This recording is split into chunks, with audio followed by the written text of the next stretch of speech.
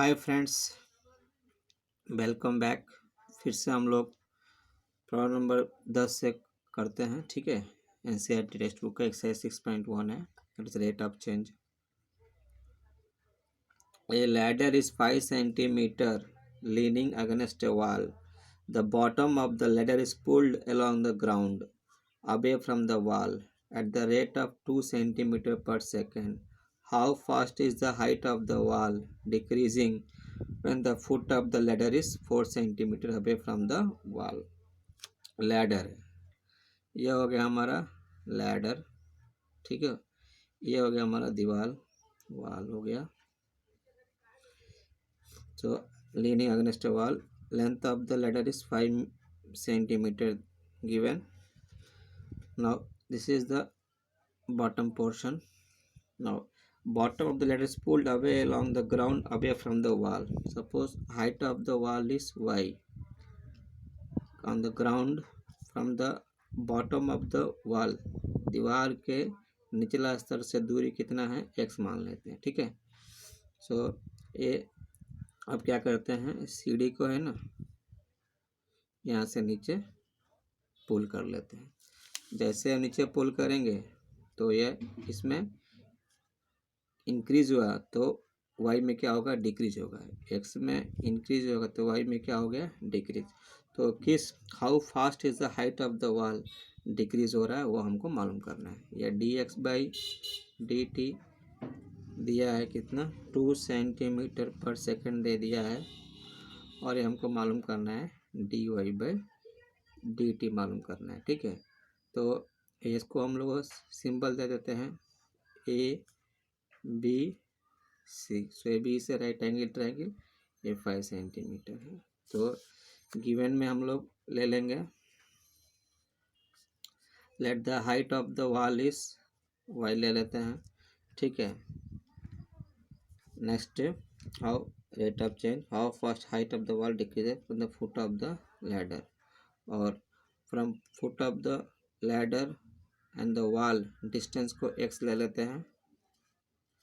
ठीक है, और लैडर का 5 ले लेते हैं। So diagram, right angle triangle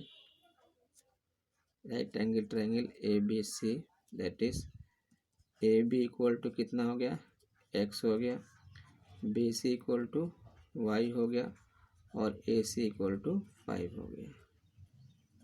ये तो डायग्राम से हमने जानकारी कर लिया। Now here given that is rate of change from the wall, that is dx/dt। यह कितना दिया है, 2 सेंटीमीटर पर सेकेंड। हमको जो मालूम करना है वो मालूम करना है dy/dt मालूम करना है। ठीक है, अब इसके लिए हम लोग क्या करते हैं, राइट एंगल ट्रायंगल तो है ही, तो ये हाइपोटेनस हो गया। So according to Pythagoras theorem, the square of the hypotenuse is equal to the sum of the squares of the other two sides. So A C square equal to, you can say A B square और plus B C square हो गया। ठीक है, ए सी का value 5 है, 5 square डाल देंगे। A B का वैल्यू x है, x स्क्वायर। बी सी का वैल्यू y है तो y स्क्वायर। ये सब्स्टिट्यूट करने के बाद में हमको इसको y के टर्म में लाना है। तो हम काम करते हैं, y के टर्म में लाने के लिए ये 25 हो जाएगा, ये माइनस x स्क्वायर हो गया, और ये y स्क्वायर हो गया।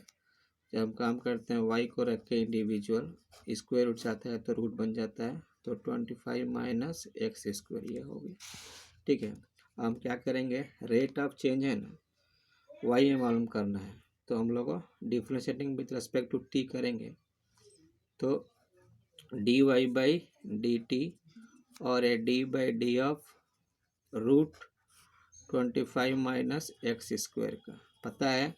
रूट का डेरिवेटिव क्या होता है, रूट x का डेरिवेटिव होता है 1/2 √x होता है। तो सिमिलरली इसको ले सकते हैं 1/2 √25 माइनस x स्क्वायर, फिर से d/d of 25 minus x square, तो इसको हम लोग सिंप्लीफाई करेंगे तो 1/2√25 माइनस एक्स स्क्वायर, इसका सिंप्लीफाई करेंगे तो 0 माइनस 2x होगा। और फिर से हम लोग विथ रेस्पेक्ट टू टी कर रहे हैं तो dx/dt हो जाएगा, यहाँ पे dx/dt। तो हमारा सिंप्लीफाई फॉर्म हो गया dy/dt। यह 2 और 2 कैंसिल हो जाएगा, ठीक है। ऊपर हो गया माइनस x/अंडर रूट, हो जाएगा हमारा 25 माइनस एक्स स्क्वायर और dx/dt, ठीक है। हमें dx/dt का वैल्यू और x का वैल्यू यहाँ पे सब्स्टिट्यूट करेंगे तो हमारे पास माइनस एक्स का वैल्यू कितना दिया है, when x equal to 4 centimetre. जो लैडर है ना उसको हम लोग कितना दूर खींच रहे हैं, 4 सेंटीमीटर खींच रहे हैं, 4 सेंटीमीटर। तो इसका इक्वल टू 4 सेंटीमीटर, तो -4/अंडर रूट में सेम 25, और ये इसका वैल्यू 4 है, 4 स्क्वायर का 16 हो जाता है। और जो dx/dt का वैल्यू है ना, ये क्या हो रहा है, how fast is the height of the wall decreasing मालूम कर रहा है। तो यह ग्राउंड पर से dx/dt का वैल्यू जो है कितना दिया है, 2 दिया है। तो यहाँ पे हम लोग 2 सब्स्टिट्यूट करेंगे तो सिंप्लीफाई करेंगे तो -8 हो जाएगा, ठीक है। -8 और ये 25 minus 16 that is 9, square root of 9 कितना होता है, 3। तो हमको how fast is the height of the wall is decreasing in the foot of the ladder, therefore height of the wall decreasing, height of the wall is decreasing, minus है इसीलिए decreasing at the rate of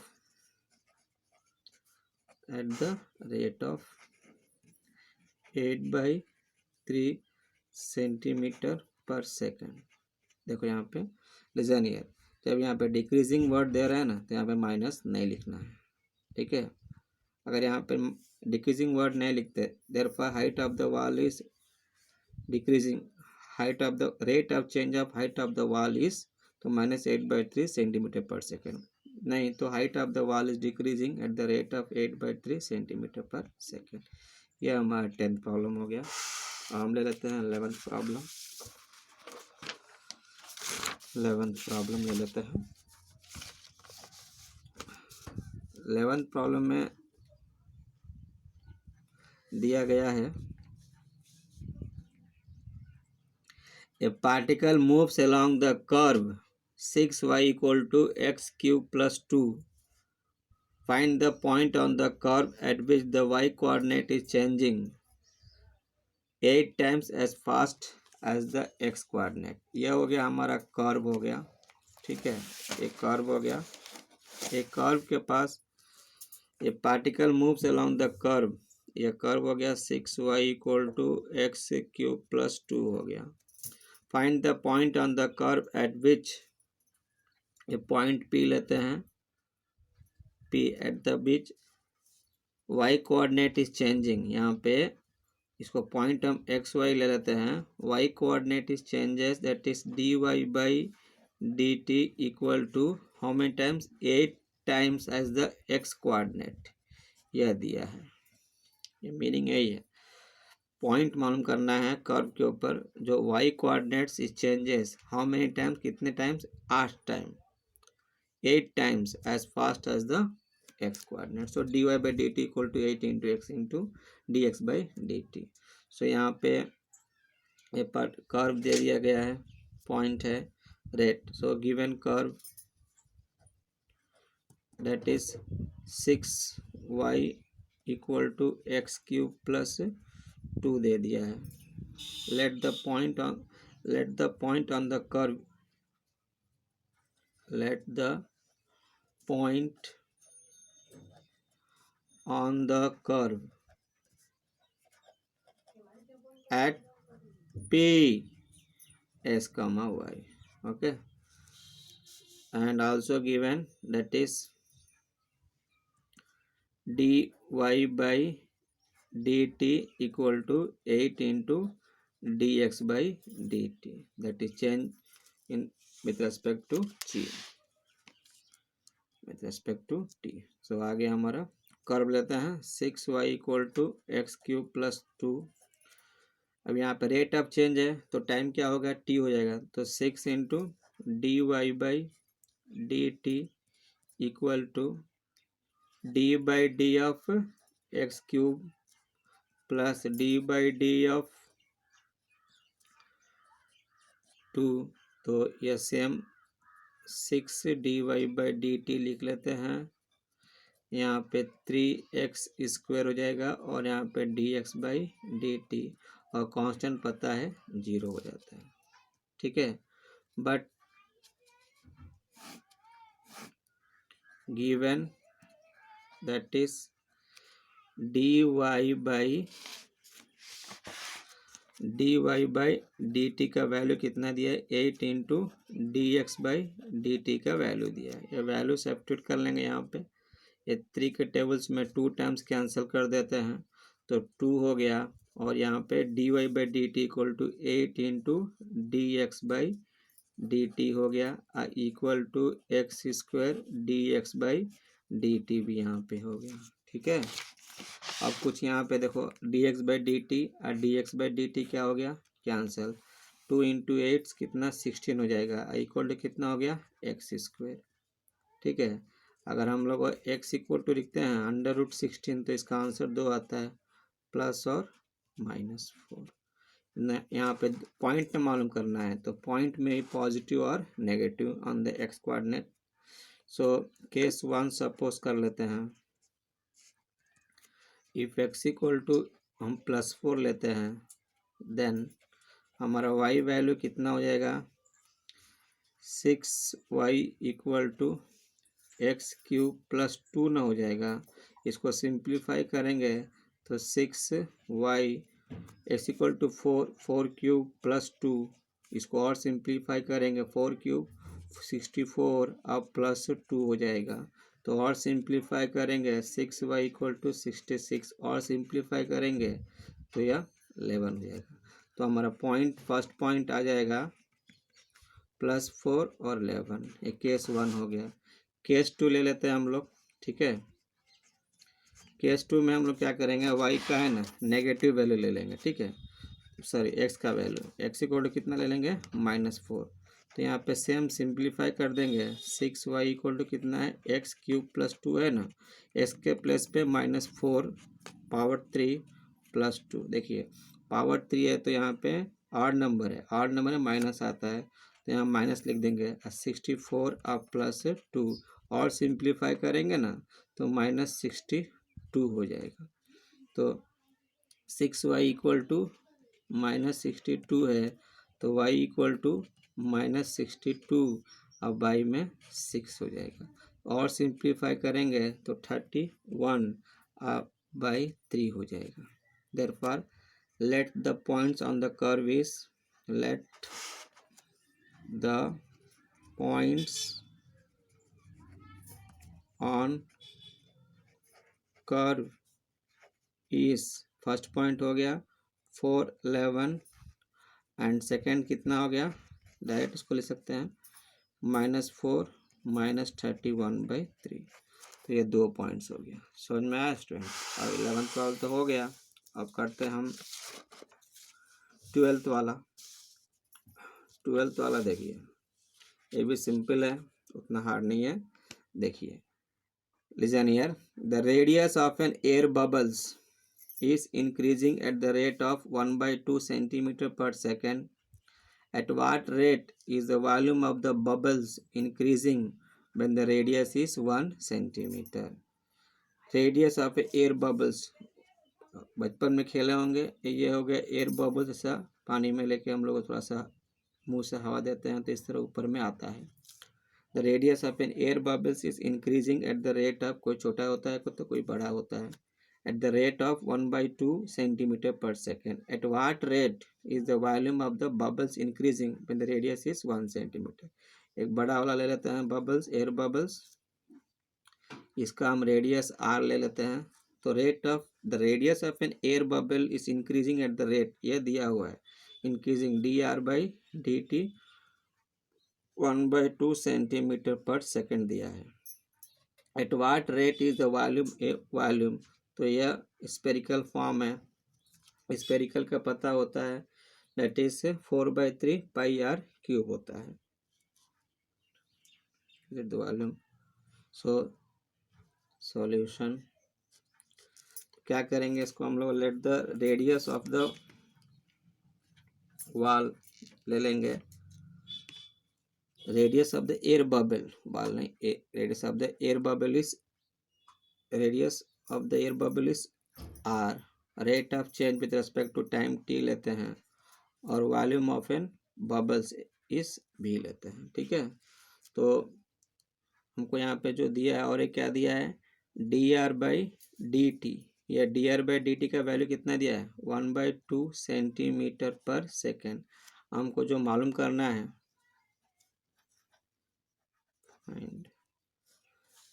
volume में, तो d v by d t का, तो rate of change, इसमें कितना change हो रहा है वो हमको मालूम करना है, इंक्रीजिंग। तो फार्मूला हो जाएगा, वॉल्यूम ऑफ स्फीयर लेते हैं 4/3 पाई आर क्यूब हो जाएगा, विथ रिस्पेक्ट टू टी ना करना है, rate of change in the air bubbles is t with respect to t, तो d v by d t करेंगे 4/3 होगा पाई, और यहाँ पे d by d t r cube लेते हैं, यह पता ही है 4/3 पाई, और ये होगा 3r स्क्वेयर, फिर यहाँ से D r by d T ले लेंगे। अब आप यहाँ पे वैल्यूज का पुट सब्स्टिट्यूट कर देते हैं, पहले सिंप्लीफाई कर लो, 4 pi r square d r by d t, यहाँ पे दिया है जब उसका एयर बबल्स का रेडियस कितना हो रहा है, when radius that is r equal to कितना 1 सेंटीमीटर, सब्स्टिट्यूट कर दो, 4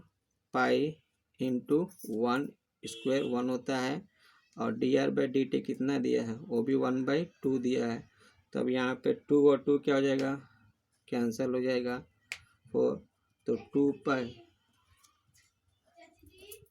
D v by d T.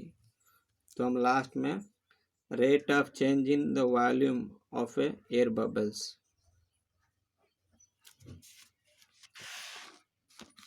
Rate of change in volume of air bubbles, volume of air bubbles, rate of change in volume of air bubbles increasing 2 pi cubic centimeter per second at r equal to कितना 1 centimetre. यह हो गया, simple था। अब हम लोग balloon का problem ले लेते हैं। ठीक है, बैलून का प्रॉब्लम भी सिंपल ऐसा ही है, थोड़ा सा इसको क्वेश्चन केयरफुल देखो। A balloon which always remains spherical has a variable diameter, इसमें डायमीटर दिया है variable 3/2 into 2s + 1, find the rate of change of its volume with respect to x, यहाँ पर भी वही है। यह हो गया हमारा बैलून, स्पेरिकल शेप में है, इसका रेडियस हम लोग आर हो जाएगा, और पूरा कंप्लीट ले लेंगे तो यह हो जाएगा हमारा डायमीटर। ठीक है, अब हम लोग let the radius of a spherical is r, diameter is D,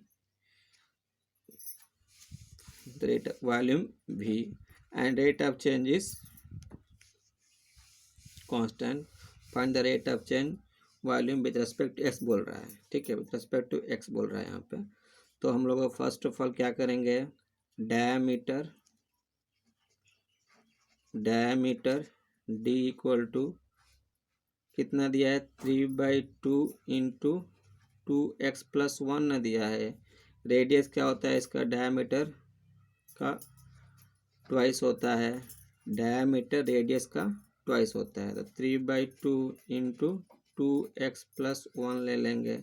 तो r का वैल्यू हमारा हो गया 3/2 इंटू 2x+1। ये जब 2 जाएगा तो डिनोमिनेटर में हो जाएगा, तो हमारा सीधा 3/4 आ जाएगा। अब इसको और सिंप्लीफाई करेंगे हम लोग। अब हमको यहाँ से वॉल्यूम में चेंज मालूम करना है, rate of change in volume with respect to x मालूम करना है, ठीक है। तो वॉल्यूम ऑफ ए स्फीयर हो गया 4/3 पाई हो गया, और यहाँ हो गया r³। r यहाँ पे 3/4 को रिप्लेस करेंगे तो 4/3 पाई हो जाएगा। r का वैल्यू है 3/4 इंटू 2x+1, और क्या यहाँ पे होल स्क्वायर है, होल क्यूब है, ठीक है। तो होल क्यूब हो गया। इसको मोर सिंप्लीफाई करेंगे ना तो 4/3 पाई हो जाएगा। 3^3 डेट इज 3 3 9 9 27, यह हो गया। 4^3 डेट इज 64, और यहाँ पे 2x+1 एज इट इज उतार लिए। अब इसको और थोड़ा सा सिंप्लीफाई करना है ना, तो कैंसिल कर लेते हैं। 3 टेबल्स में ये 9 चल जाएगा, और 4 टेबल्स में ये 16 चल जाएगा। तो हमारा जो सिंप्लीफाई आंसर होगा इसका, कंटिन्यू कर लेते हैं यहीं पे, वह हो जाएगा 9/16 into 2x+1 1 whole power of 3, ये वॉल्यूम हो गया 9/16 इंटू 2x+1। अब क्या करेंगे, इसको हम लोग derivative with respect to x करते हैं, ठीक है।